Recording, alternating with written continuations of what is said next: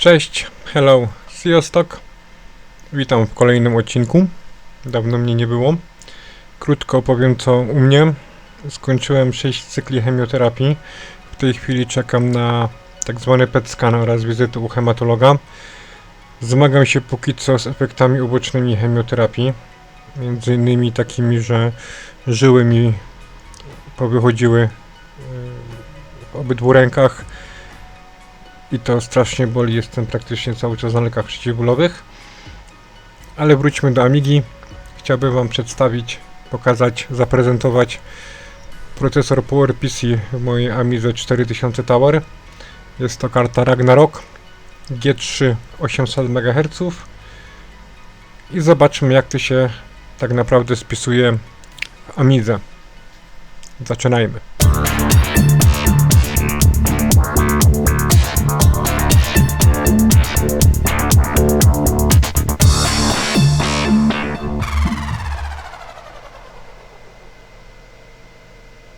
Przygodę z procesorem G3 800 MHz.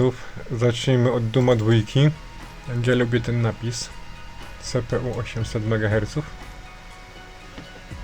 Doom na mojej konfiguracji wyciąga 35 klatek na sekundę. I to jest maksimum tego, co pozwala silnik. Ta gra ma blokadę. Nie wyświetli więcej niż 35 klatek. Nie mam pojęcia, czy jakikolwiek amigowy port jest pozbawiony tego ograniczenia. No tak czy siak 35 fps to jest ultra płynna gra.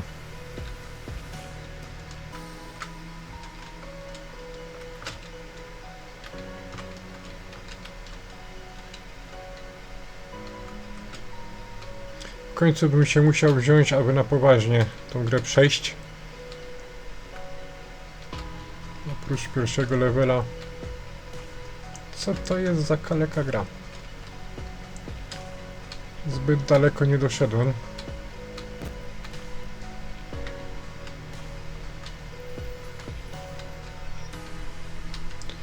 Czy ktoś z Was wie, jak się tutaj dostać do tej rakietnicy?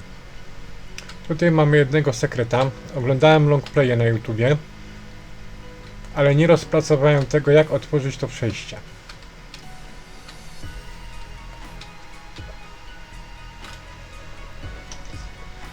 Grać, grać i grać.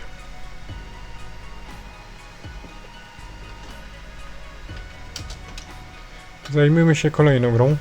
Kolejną grą ze stajni ID Software. Pierwsza część Quake'a. Na mojej Amidze 4000 z procesorem G3 gra wyciąga 50 klatek na sekundę.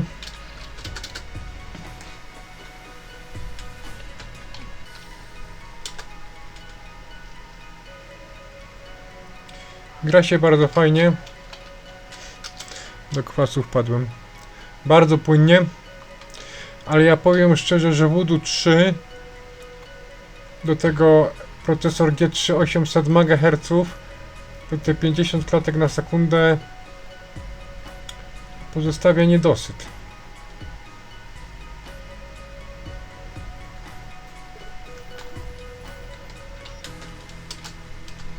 Skoro rozmawiamy o Quake'u 1, no to musi być również Quake 2.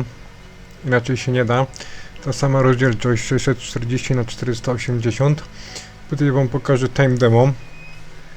Aczkolwiek musiałem się trochę nagimnastykować i dowiedzieć, jak się uruchamia time demo w Quake'u 2, bo to zupełnie inaczej wygląda niż w Quake'u 1. Zapomniałem powiedzieć właściwie taką dosyć ważną rzecz. Używam dysku SCSI podłączonego do kontrolera wbudowanego w płytę główną Amigi 4000 Tower. I zobaczmy, jak to działa.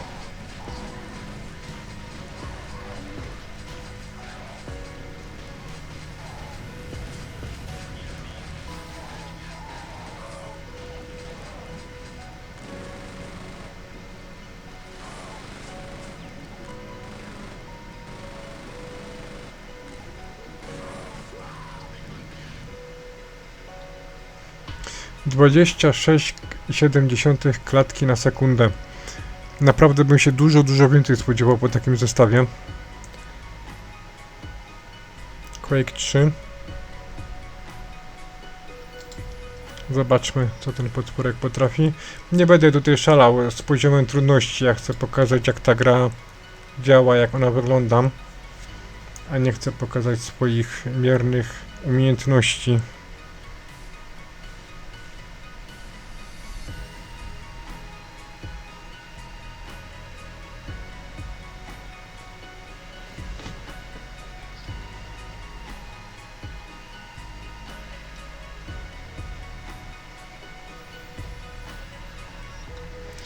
No ultra płynnie to nie jest.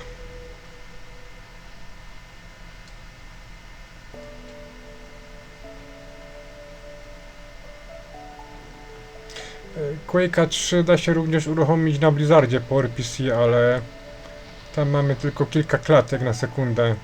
Gra kompletnie niegrywalna.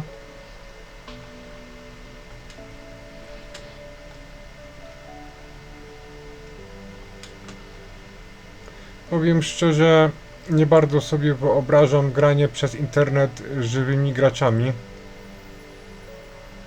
Jednak jest trochę za wolno. Tam samemu sobie pograć z botami jeszcze ujdzie.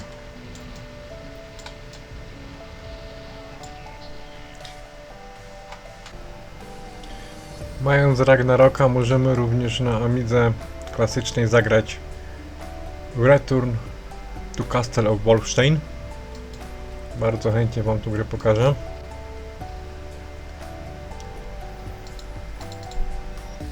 Ta gra się niesamowicie długo wczytuje, mimo że mam ją na dysku SCSI, który tak faktycznie daje w okolicach 6-7 MB na sekundę transferu.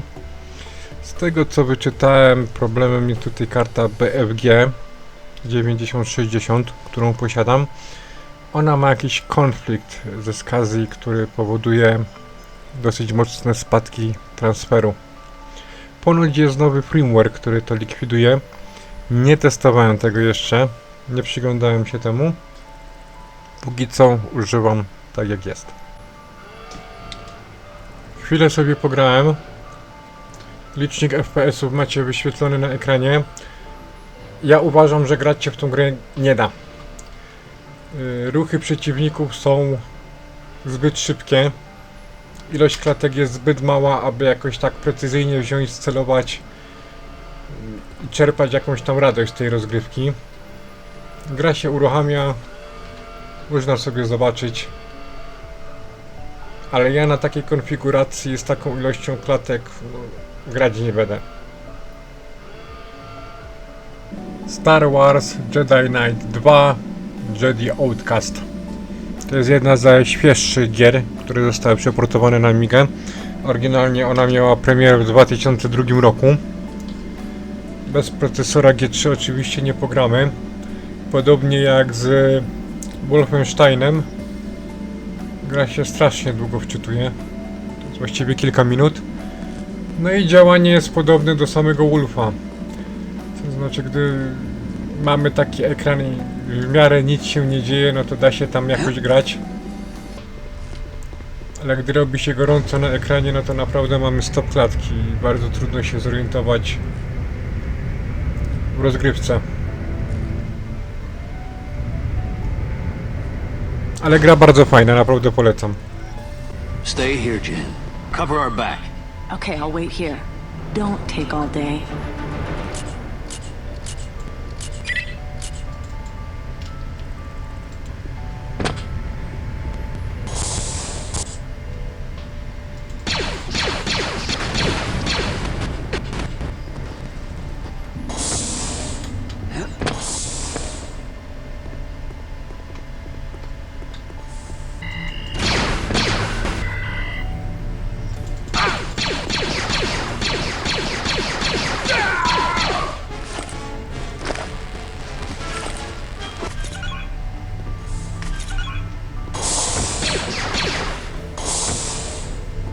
I think this is a primary control console.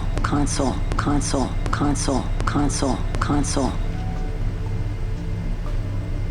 I think I'll hang out here a while and see what kind of trouble I can cause.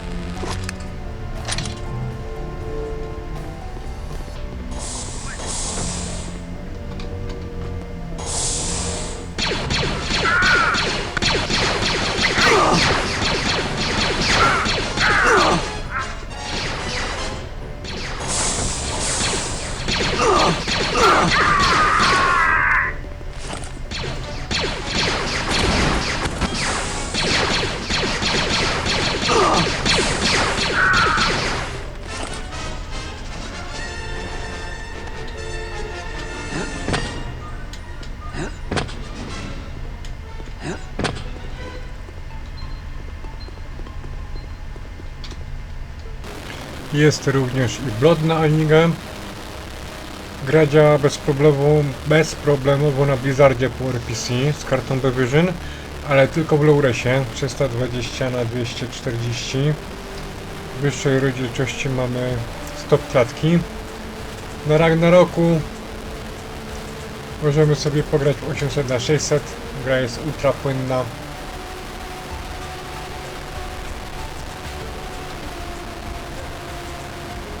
Aczkolwiek również jest bardzo trudna. Więc nie ma tutaj sensu przesadzać z poziomem trudności.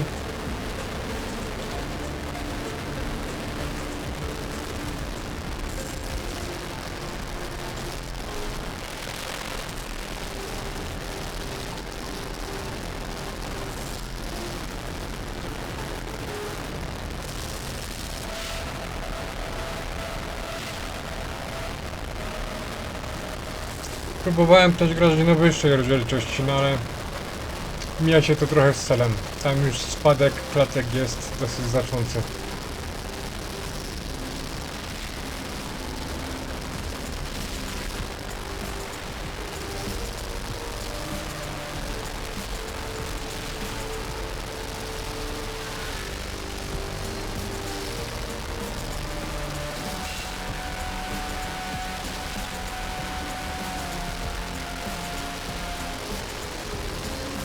Ta gra w latach 90. na PC robiła naprawdę kosmiczne wrażenie.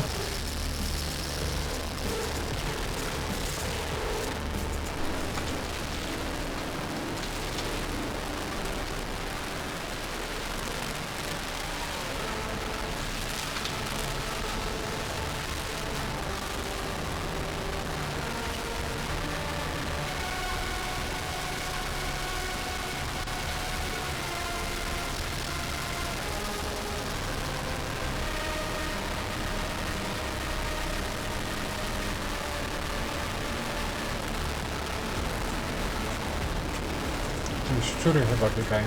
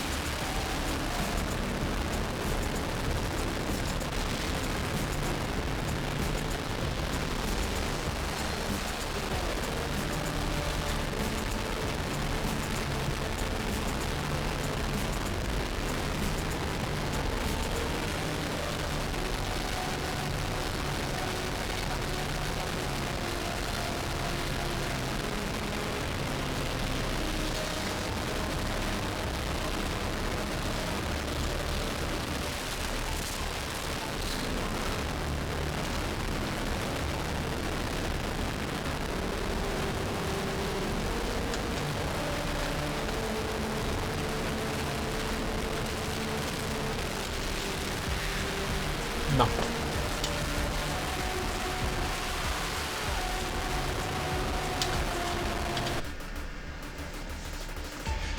Ja myślę, że to jest na tyle w dzisiejszym materiale. Oczywiście tematu nie wyczerpałem. Jest jeszcze Smoking Guns, Gorki 17, Duke Nukem, Baldur's Gate 2, więc trochę tych gier jest, ale jaka jest moja opinia na temat tego sprzętu? No raczej dosyć słaba. Taka Amiga 4000 kosztuje naprawdę bardzo dużo pieniędzy. Do tego Mediator Voodoo 3 karta dźwiękowa Ragnarok. No się nam robi pomału kilka tysięcy funtów, kilka tysięcy dolarów, paręnaście tysięcy złotych i mamy sprzęt, z którego praktycznie nie da się skorzystać, bo wykorzystuje go raptem kilkanaście gier. I to w dodatku widzicie w jaki sposób, tak? Stoi obok mnie PC kupiony na brytyjskim Carbucie dosyć dawno temu. To jest taka popularna forma wyprzedaży tak zwanej garażowej. W Polsce to się nazywa po prostu garażówka. Ludzie wyprzedają co mają. Za 5 funtów kupiłem starego PC-ta Intel 7 czwartej generacji, 8 GB RAM-u. No i ten komputer jest szybszy niż wszystkie chyba Amigi, które kiedykolwiek zostały wyprodukowane. Ma dużo większe możliwości niż ta Amiga. No ale cóż, ja bardzo lubię Amigę, mimo że jest to kiepski komputer o dosyć słabych możliwościach. Nie przeszkadza mi tego komputera lubić, używać. Taki amigowiec ze mnie z serca i pasji. Myślę, że zrobię jeszcze jeden odcinek o tym sprzęcie. Chciałbym wam pokazać DOSBoxa. Chciałbym wam pokazać filmy DVD oraz jeszcze parę innych rzeczy, które da się uruchomić właśnie na takim procesorze G3 800 MHz. Może sobie zagramy w Mortal Kombat 3 pod DOSBoxem oraz w kilka innych gier. Dzięki za oglądanie. Bądźcie zdrowi. Bye bye. Wisont dla Taszro.